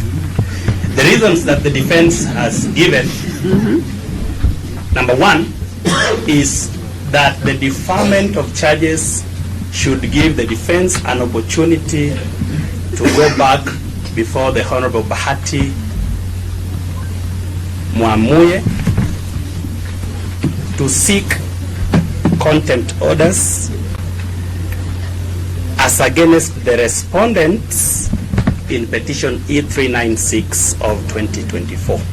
That's ground number one. To go back to Justice Bahati Mwamuye to institute contempt proceedings as against the respondents in petition E396 of 2024. Number 2 is that the respondents have violated the rights of the intended accused persons. Number 3 is that the respondents have violated a number of provisions of the Constitution of Kenya 2010. And number 4 before I get to the final number 5, number 4 is that the charges are bad because they are defective. And finally, number 5, for compassionate reasons because the first accused person just lost his father.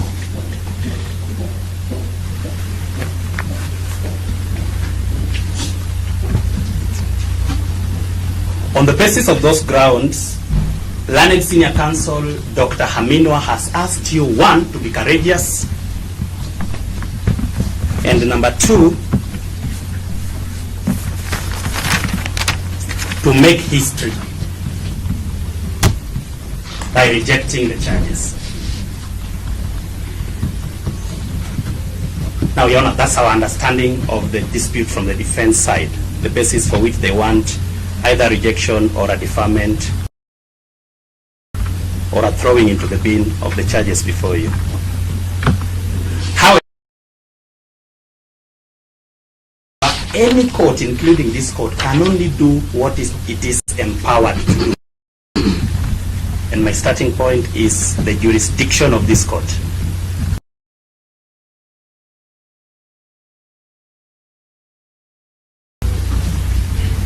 The criminal jurisdiction of this court is provided for under Section 6 of the Magistrates Courts Act 2015. Sorry, Your Honor, just before I go to that, it's strike law that jurisdiction is everything. I need not quote the authorities, but one of those is Samuel Kamau Macharia versus Kenya Commercial Bank and another. And of course, the time-tested owners of motor vessel S. On the basis of those two authorities, the criminal jurisdiction of this court is provided for under Section 6 of the Magistrates Courts Act 2015.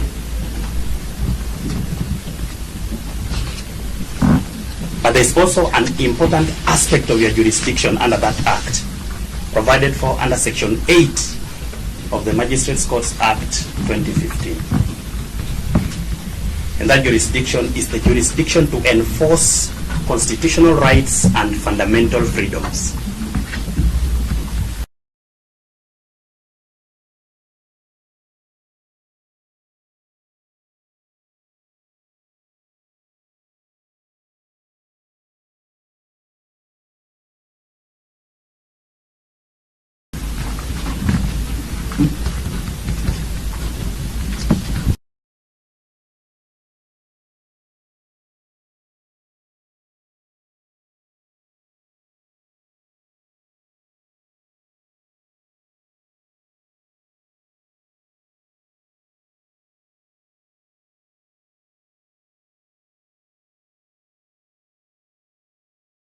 Or any other written law, including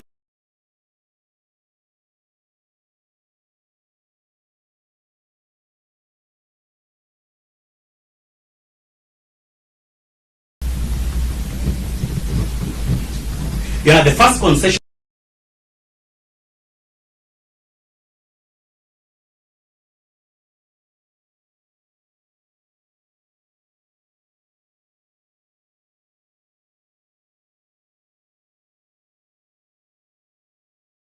we make at this point, subject to further medical.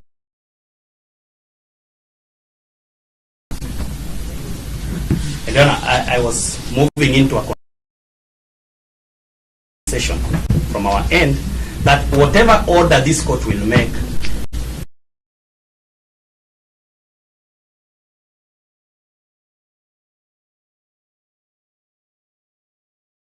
must then allow the second intended accused person to be taken for medical checkup. We have no reason to doubt Counsel Willis Otieno that there are injuries, but that should be determined and medical attention be given upon examination. Whatever order this court finally gives, that is on the basis of Article 25A, because the court has those powers.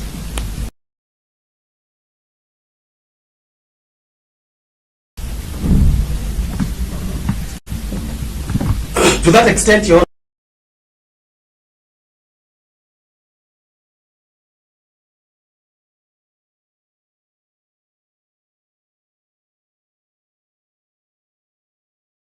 this court and the High Court respectively, to institute criminal proceedings against any person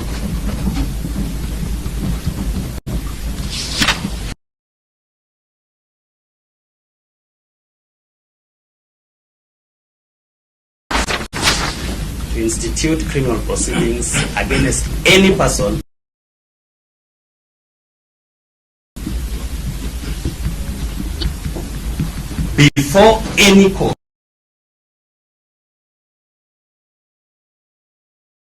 these charges before you. That then takes us to the substance of the charges before you.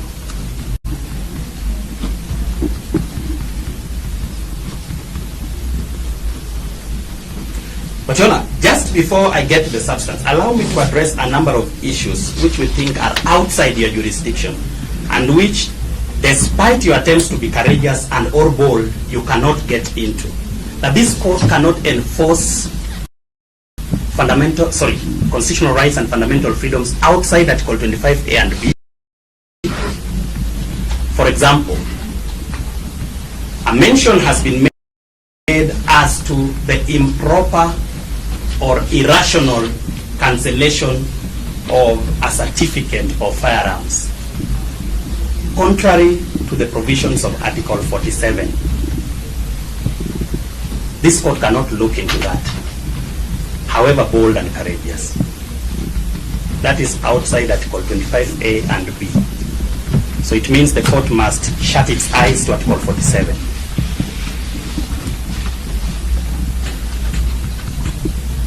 This is not to say that this court is exempt from the provisions of Article 10 of the Constitution on the national values and principles of governance. This court is bound, but from a holistic interpretation of Article 10 vis-a-vis judicial authority under Article 159, vis-a-vis the powers of the DPP under Article 157(6)(a. Yes, I'm trying to get you and record. I'm sorry, Your Honor. Yes. I have a problem with my You said the court is bound, is indeed bound by Article 10, vis-a-vis? Vis-a-vis judicial authority under Article 159.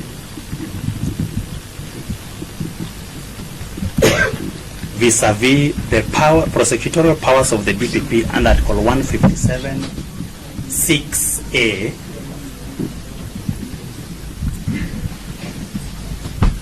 together with Sections 6 and Section 8 of the Magistrates Courts Act, that a holistic interpretation of thereof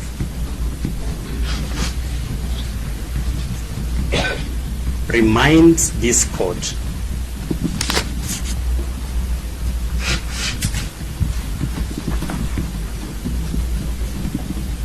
that a number of actions you've been asked to do are within the province of the High Court under Article 165, sub-Article 3.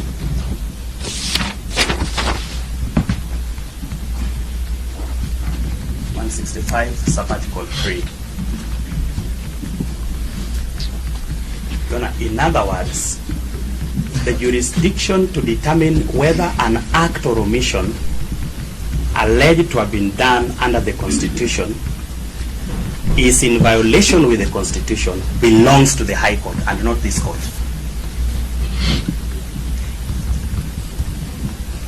If the arrest of Honorable Jimmy Wanjigi and or the second accused person violated the Constitution, or rather, whether or not the arrest, whether there were 50 police officers, and we don't take it very lightly, those statements, whether there were 200 police officers, and therefore the action of the police were in violation of the Constitution, that determination can only be done by the High Court, under Article 165, Sub-Article 3. And this is not to say that the police should get scot-free where there are, established violations of the Constitution.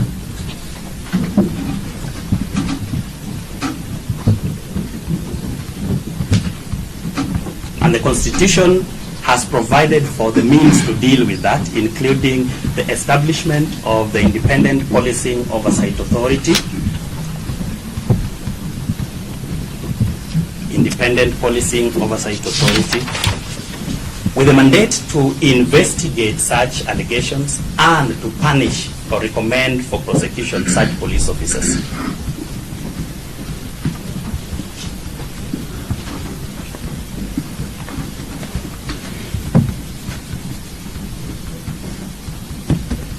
So that, Your Honor, personally, I am very sorry, very sympathetic about the issues raised against the police, and which I have no reason to doubt.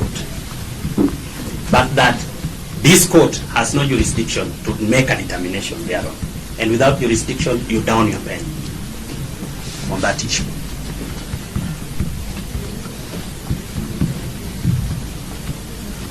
Your Honor, are the police in contempt of the orders of the Honorable Bahati Mwamuye? Again, this court has no jurisdiction to enforce unless the orders are directed to the court to reject charges. The court that issued the orders is the proper court to enforce its strength for violation, if at all, of its orders.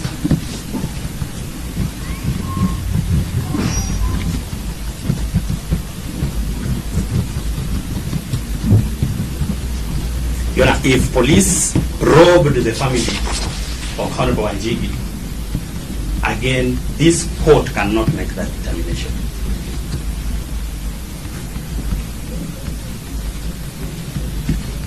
But luckily, Your Honor, as Chief Justice Emeritus Willie Mutunga said, there is no violation of the Constitution that has no remedy.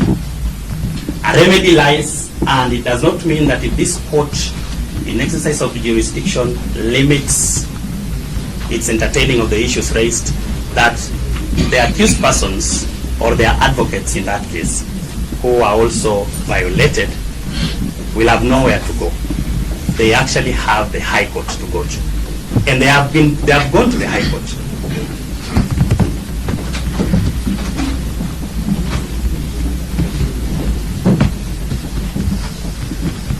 In a sense, therefore, Your Honor, still on the question of jurisdiction, what is before you is very limited.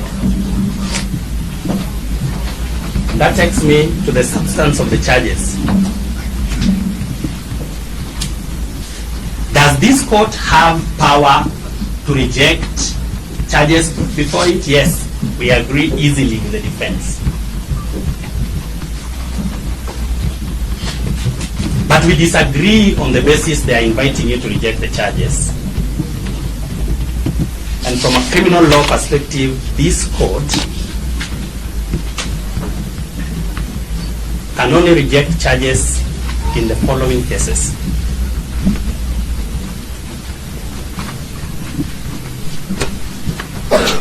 Where the particulars of the charge do not or are not in consonance where the evidence is not in consonance with the charges or the particulars, or the particulars are not in consonance with the statement of the charge.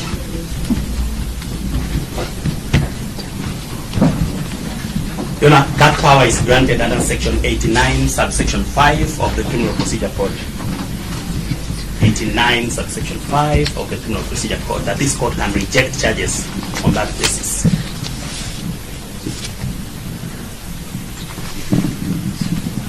You can also reject charges where the charges are bad for duplicity, or they are rather duplex. There is no allegation before you that these charges are duplex.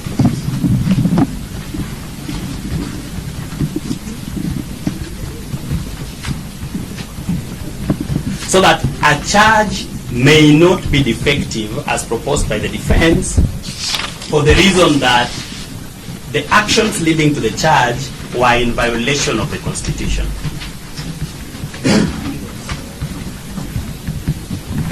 I am awed to be in the presence of very senior counsel this morning. I am comparatively younger in the profession, but I would appreciate if I am shown any authority. You are relying on the inherent powers of the court. Thank you for that reminder. This is what Do I record you in brackets? Senior counsel. That brings me back to that question of jurisdiction. Allow me to just read a quote from the now retired criminal law guru, Justice Bononga. And this is what he said in respect of what you've been invited to rely on as inherent jurisdiction. I'll quote. I didn't expect this to come up, but I'll provide a copy of this decision. Mm-hmm. The decision is Elijah Nyakebendo Onsongo. Elijah Nyakebondo, Nyakebondo, Elijah Nyakebondo Onsongo versus Republic, 2017 Kenya Law Reports. And this is what the learned judge said. First, a subordinate magisterial court, which is this court, including a court of senior principal magistrate, only has jurisdiction as may be conferred upon it by any statutory law, including the Constitution. In criminal matters, as in the instant application, such courts do not have inherent powers. It is important to point out that such courts only have inherent powers in civil matters in terms of Section 3A of the Civil Procedure Act. So that another thing as regards your jurisdiction is that you do not have inherent jurisdiction. Your jurisdiction is given by law only. The Constitution, the Magistrates Court Act, the Criminal Procedure Code, and the Penal Code in respect of criminal law.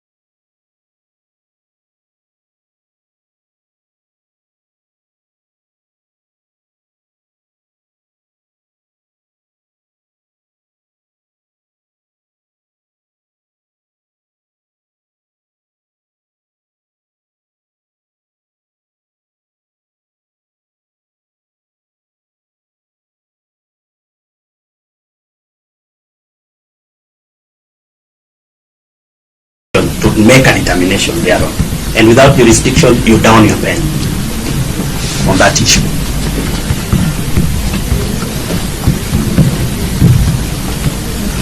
Your Honor, are the police in contempt of the orders of the Honorable Bahati Mwamuye? Again, this court has no jurisdiction to enforce unless the orders are directed to the court to reject charges.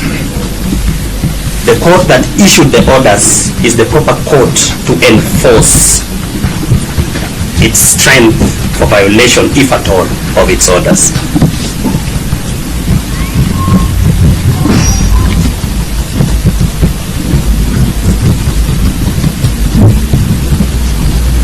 If police robbed the family of Honorable Wanjigi, again, this court cannot make that determination.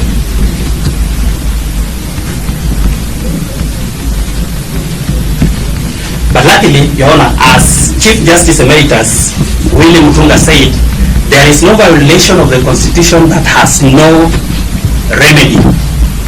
A remedy lies, and it does not mean that if this court, in exercise of jurisdiction, limits its entertaining of the issues raised, that the accused persons or their advocates in that case, who are also violated, will have nowhere to go.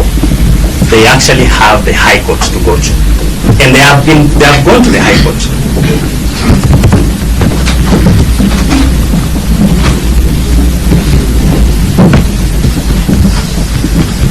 In a sense, therefore, Your Honor, still on the question of jurisdiction, what is before you is very limited. That takes me to the substance of the charges. Does this court have power to reject charges before it? Yes, we agree easily with the defense. But we disagree on the basis they are inviting you to reject the charges. And from a criminal law perspective, this court can only reject charges in the following cases.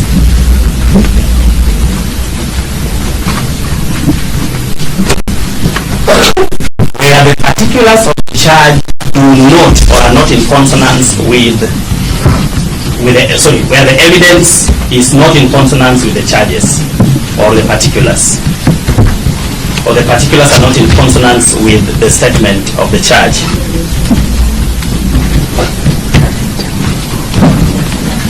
That power is granted under Section 89, subsection 5 of the Criminal Procedure Code. 89, subsection 5 of the Criminal Procedure Code, that this court can reject charges on that basis.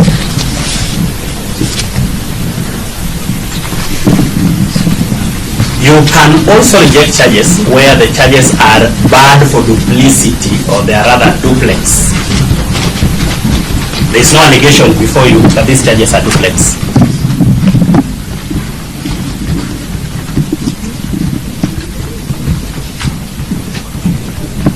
So that a charge may not be defective as proposed by the defense for the reason that the actions leading to the charge were in violation of the Constitution.